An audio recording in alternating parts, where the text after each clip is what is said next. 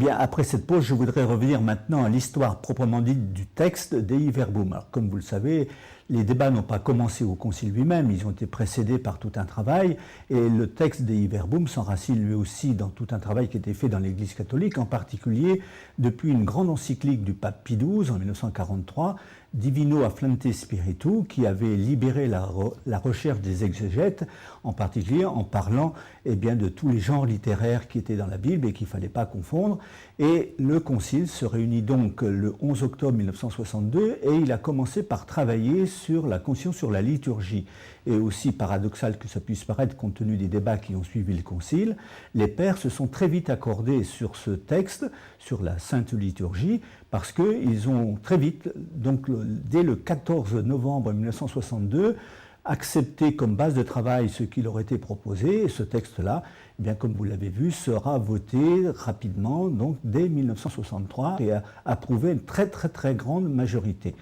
Alors, dès que la discussion a été close autour de la liturgie, eh bien, les pères ont pris comme sujet la révélation.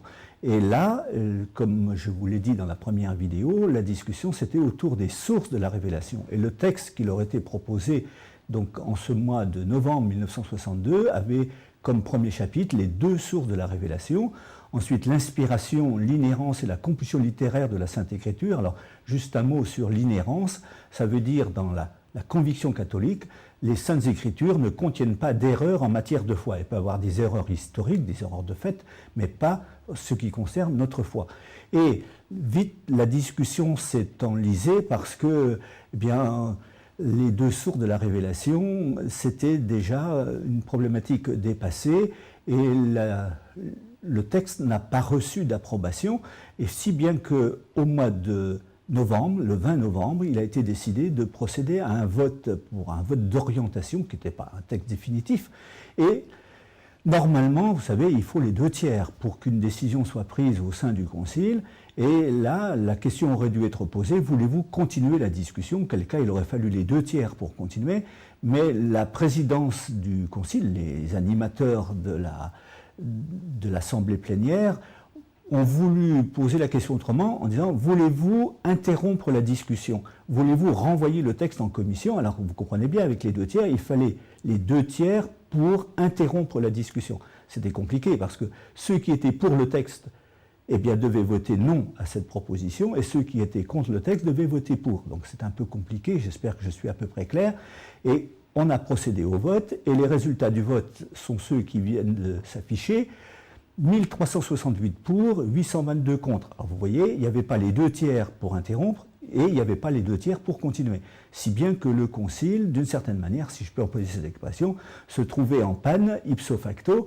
Alors que faire? Il y a eu un grand désarroi à l'intérieur du Concile et c'est un point que je veux souligner. Vous savez que le Concile, c'est le pape qui le convoque et c'est le pape qui est le seul législateur au sein du Concile. Le Concile est là pour conseiller le pape, mais en dernière instance, c'est le pape qui prend la décision.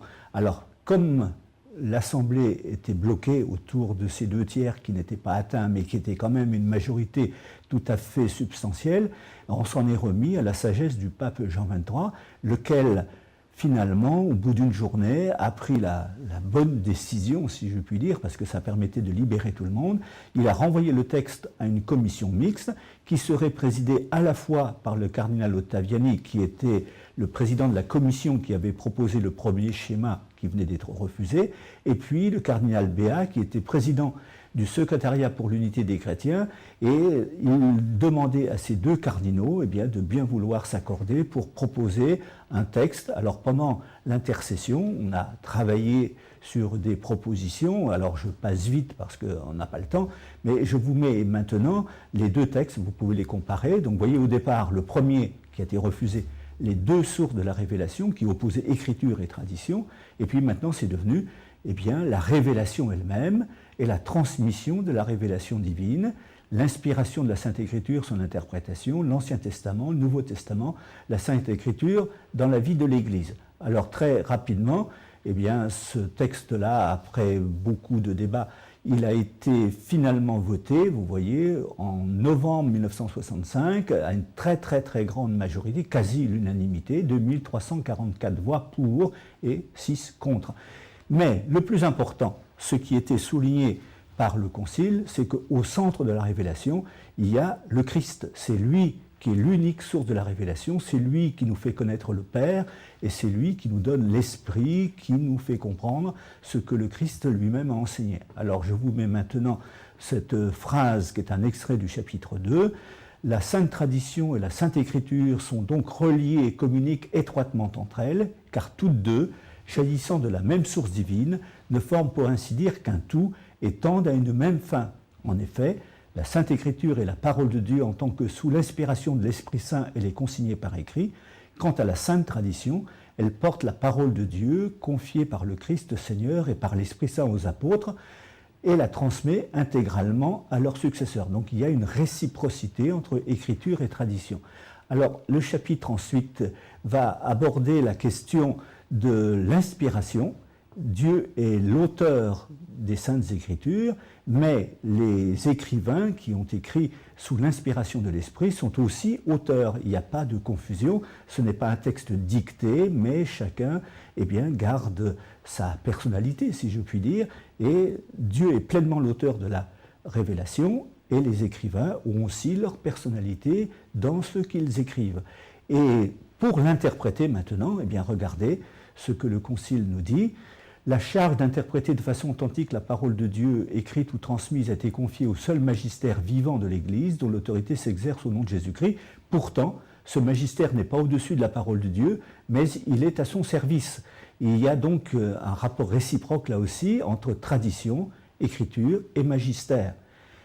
Ils sont reliés et solidaires entre eux, de telle manière qu'aucun de ces réalités ne subsiste sans les autres. Donc on est arrivé ici à cet équilibre, et puis maintenant, le chapitre 4 va développer ce que l'Église pense, l'importance de l'Ancien Testament, et vous savez comment le Concile Vatican II nous a proposé maintenant de recevoir l'Ancien Testament, car sans lui, on ne peut pas comprendre la révélation qu'est le Christ. C'est pourquoi nous avons maintenant un texte de l'Ancien Testament dans la liturgie, à la messe, et puis le Nouveau Testament, et puis un dernier chapitre sur la Sainte Écriture dans la vie de l'Église. Mais, voyez, à travers cette réflexion, je ne m'y attarde pas, le plus important, c'est comment le Christ est au centre de la révélation. Et je vous lis cette phrase tout à fait décisive du chapitre 2. « Par cette révélation, la vérité la plus profonde, aussi bien sur Dieu que sur le salut de l'homme, resplendit pour nous dans le Christ, qui est à la fois le médiateur et la plénitude de toute la révélation. » Regardez bien, médiateur et plénitude de la révélation. Autrement dit, Jésus est lui-même la révélation qu'il annonce. Jésus n'est pas quelqu'un qui porte une parole qui serait extérieure à lui, c'est lui qui est l'événement de la révélation, c'est en lui que resplendit le visage de Dieu, et c'est lui qui est le médiateur, mais surtout la plénitude de la révélation, ce qui me permet d'ajouter un point. Contrairement à ce qu'on dit souvent, le christianisme n'est pas une religion du livre, mais une religion de la personne, car c'est la personne même de Jésus qui se révèle à nous, qui nous révèle le Père et qui nous donne l'Esprit, qui nous fait comprendre ce que Jésus a voulu nous enseigner.